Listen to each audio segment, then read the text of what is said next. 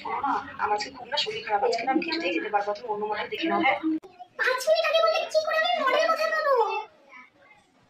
কি করা যায় বলতো? এটা কাজ করে চল, রাস্তার ওখানে দাঁড়িয়ে থেকে যেই মেয়ে যাবে আজকে রাস্তায় তাকে তুলে এনে সাজাবো। চল চল। এই শোনো শোনো শোনো শোনো, তুমি তো ওপরে চলে আসো, দরকার আছে।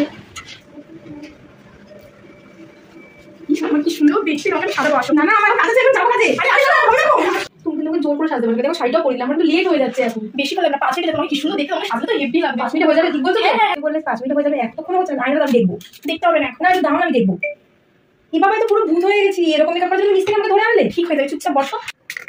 কি জল দিচ্ছ মুখের মধ্যে? তুমি এরকম বাজে সাজাও বলে তোমার মডেল আসেনি, বুঝতে পেরেছি না। এতক্ষণ তো এত কথা বলছিলে আমাকে, এবার তুমি নিজের লুকটা দেখে বলো কেমন হয়েছে।